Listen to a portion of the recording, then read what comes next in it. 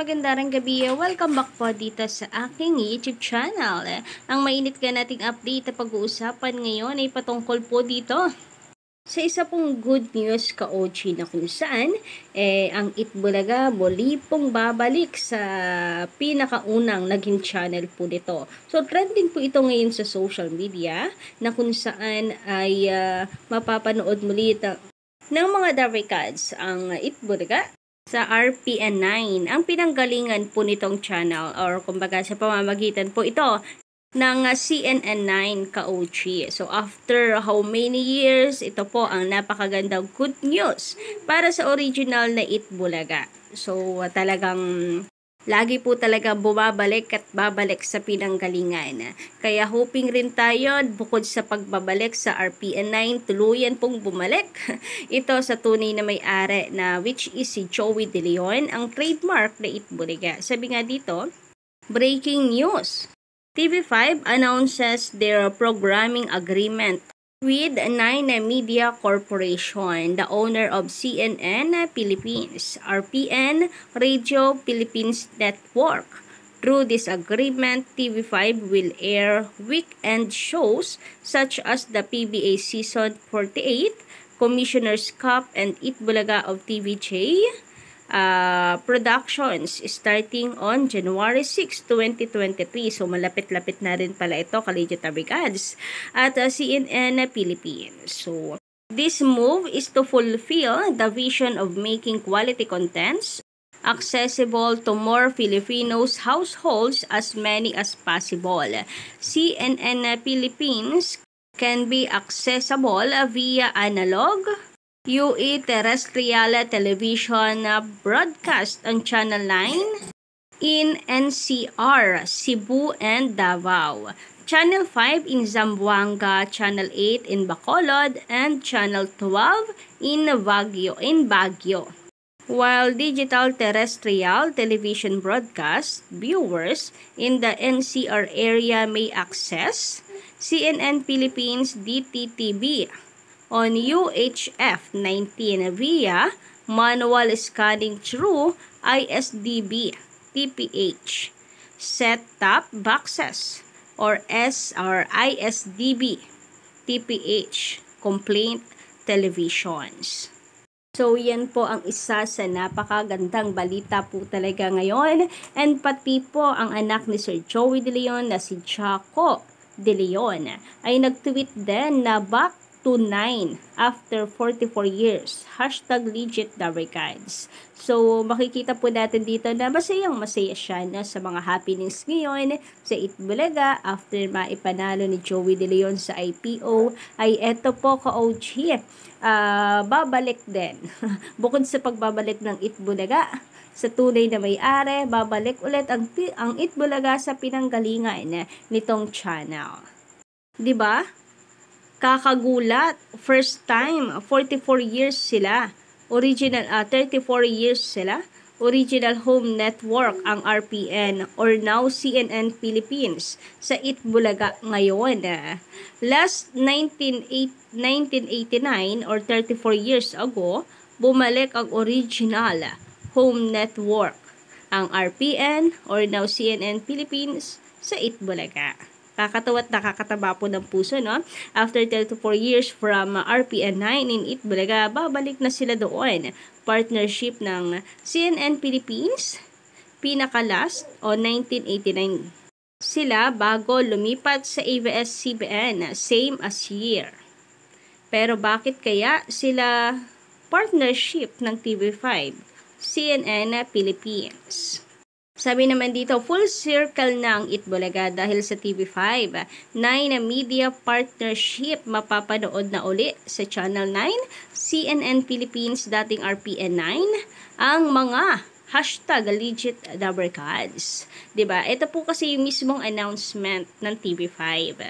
Mas exciting ang weekends this 2024 dahil dalawa ang paborito nating programa ay mapapanood na rin sa CNN Philippines.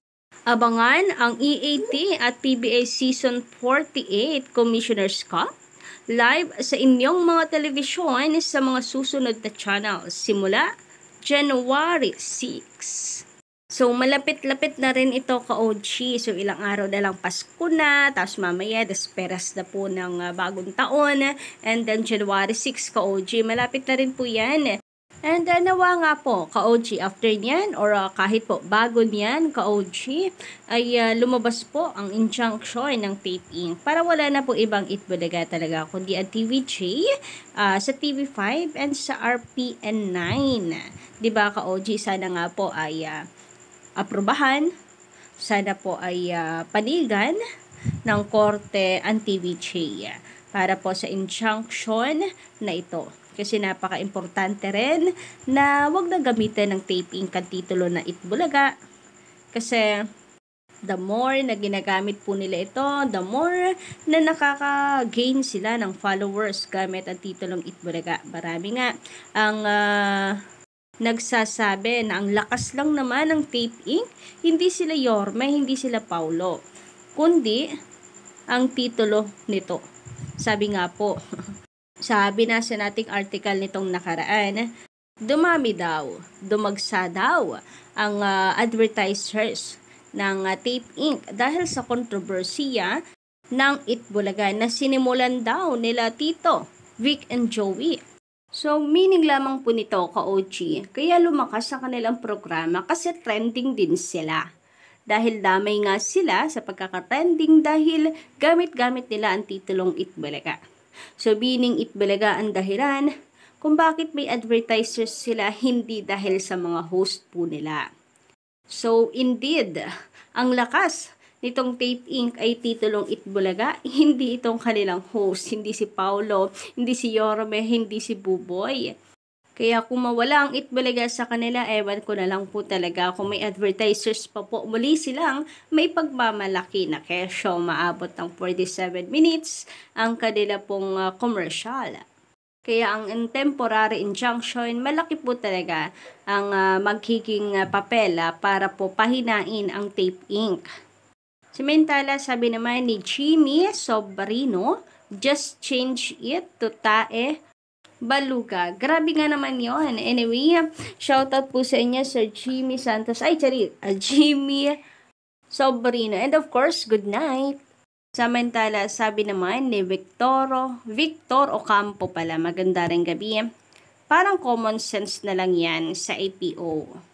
Wala namang ibang naka-registered na iba for classification 41 except kay Joey De Leon or JDL. Dapat lang na ipahinto na yung kabila. And sila pa nga po ang may gana napahintuin ang TVJ kesyo umaapila pa sila. Ang inaapila nga po nila for merchandise. Hindi po mabanggit yan ni Attorney Maggie na for merchandise ang kanilang inaapila.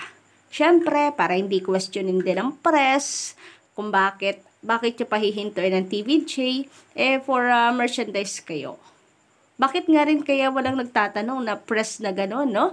Mas concerned sila kung ano ang title, mas tinanong nila kung ano yung title na kanilang ipapalit. Pero walang naglakas loob na tanongin na bakit ano po masasabi ninyo na bakit daw kailangan niyang pahintuin ang TVJ for merchandise lang naman daw kayo at wala naman daw kayong karapatang umere. Diba? Sana may nagtanong pong ganong press. Para bida rin sila. Pero wala po naglakas ng loob. Mahina rin. Samantala, sabi naman ni Dear Han, na maganda rin gabi, sabi ng mga halos host dati, ang EB daw hindi nakasentro sa 3 tao lamang. TVJ, yes. Ito yung official statement nila na hindi daw porke nawala ang 3, hihinto na ang 1,100 tuwa, di ba? Bakit nila ngayon i-claim na mas kilala na sina Paulo, Buboy at Isko sa Itbulaga? Diyos ko, kati-ANG-han. Oo nga, no? Ang talino nyo doon, Dear Han, na oo nga, hindi daw tumatakbo sa 3 lang. Pero bakit pinagmamalaki nila ngayon yung 3? Si Buboy, si Yorme, si Paulo. Yung Samantala, sabi naman dito ni Sir Marvin Martinez, maganda rin gabi. Sa totoo lang, kahit ano pang apila ng Tape Inc., for merch only lang. Wala nang panalo sa titulo ng Itbulaga dahil Kinilala na ng batas, IPO Bill, kung sino ang tunay na nagmamay-ari ng titulong Itbulaga. Walang iba kundi si Henyo Master Joey De Leon. Ginagatasan lang na Attorney Maggie ang mga halushos kahit anong gawing apela, wala silang panalo. #Tape Inc. Appeal Show. Kung maibabalik ko lang, team song. Ay, grabe nga naman yun. Bagay. Pwede po. Bravo. Samantala, sabi naman ni Sir Romy Obispo, ang TVJ ay isang alamat na yan sa industriya ng show. Ang original Itbulaga malabong manalo, sa kaso ang tape bulagta. So, ayan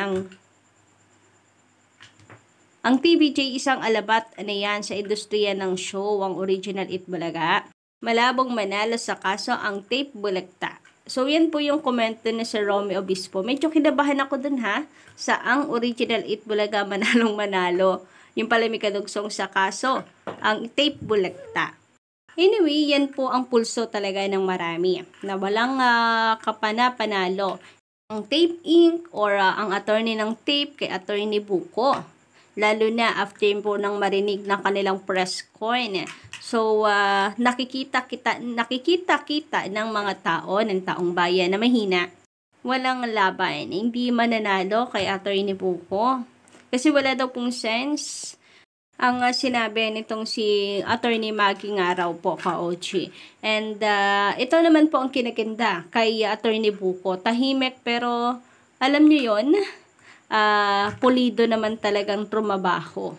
So kasi nitong mga nakaraan, kung alam nyo lang, yung pangbabatikos na kinaharap ni Attorney Buko kahit sa mismong mga legit lubricants pa na parang mahina daw, walang laban, napakatahimik, ka-OG, wala daw pong napapatunayan.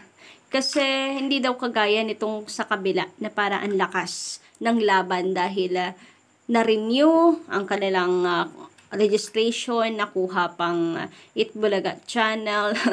So, iba. Grabe yung pangbabatikos kay Attorney Buko. Pero kita naman natin kung gaano pala ito kahusay. Tahimik nga lang, oo, pero iba umatake. Talagang lalamunin at tatalunin ka, ka-OG. Siyempre, hindi naman natin alam kung paano siya tumabaho pag nagkakaroon ng cross-examination. Kaya siguro gano'n na lamang din ang taong bayan na parang atat din talaga sa mga update.